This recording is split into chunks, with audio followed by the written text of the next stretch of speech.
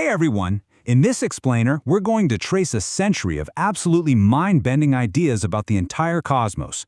We're diving into the history of mathematical cosmology, from the very first model ever proposed to the truly wild questions that physicists are tackling right now. So, let's start with the biggest question of all. Think about it. How do you even begin to build a model of, well, everything? Not a star, not a galaxy, but the whole shebang. This was the absolutely massive challenge facing the first cosmologists.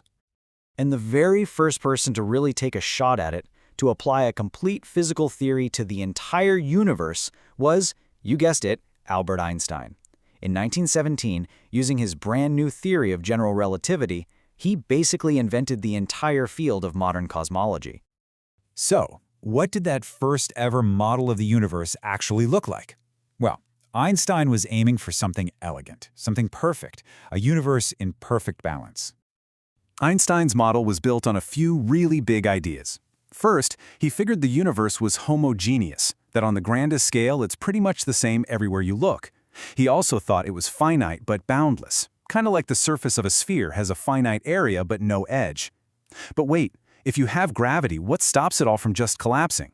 To solve that, he invented a new force, the cosmological constant, to act as a perfect anti-gravity, pushing everything apart just enough to create a static, unchanging universe. But here's the catch. It turned out this perfect universe had a fatal flaw. As other physicists like George Lemaitre and Arthur Eddington pointed out, it was incredibly unstable.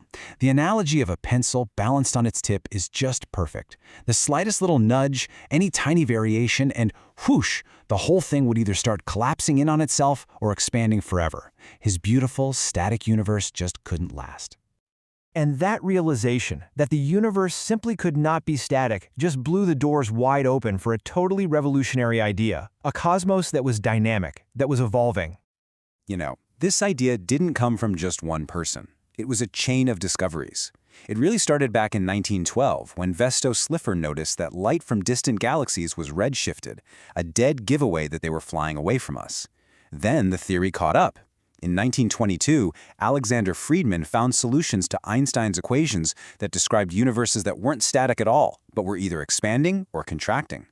Finally, Georges Lemaitre put two and two together, connecting Friedmann's math with Slipher's observations and proposing that we live in an expanding universe.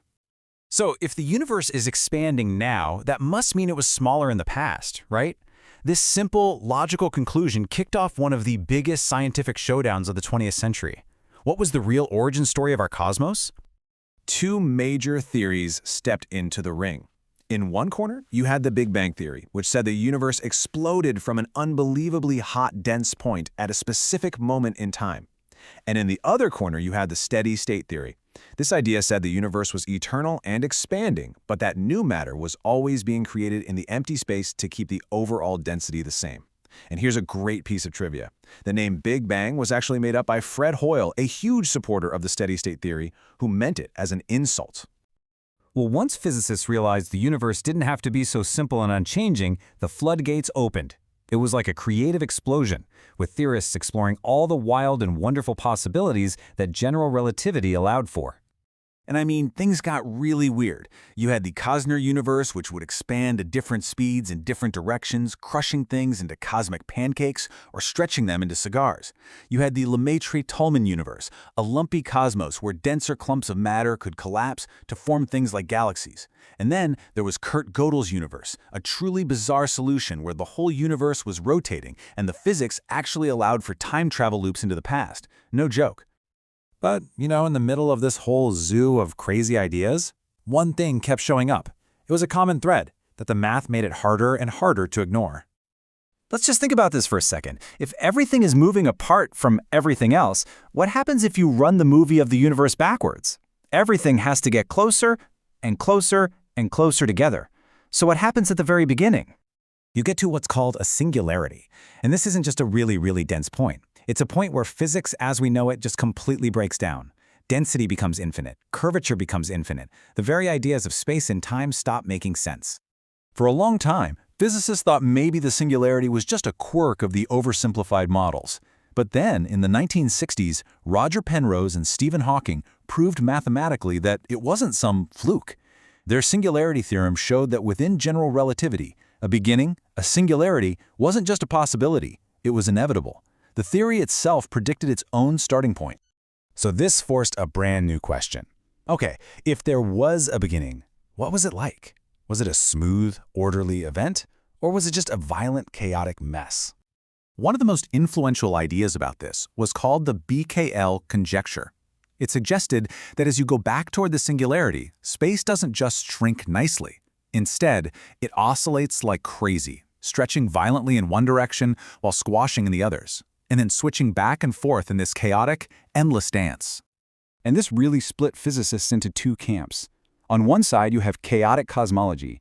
The idea here is that the universe started in a generic, messy, mixmaster state, and that over time, physics smoothed it all out into the simple universe we see today.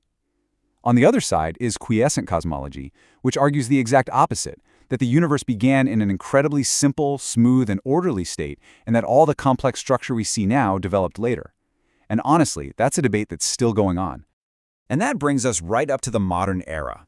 After spending 100 years trying to model the universe's evolution through time, one of the biggest questions on the table today is about its fundamental nature in space. I mean, we've got this incredible story about how the universe evolved from a single point to this vast cosmos we live in.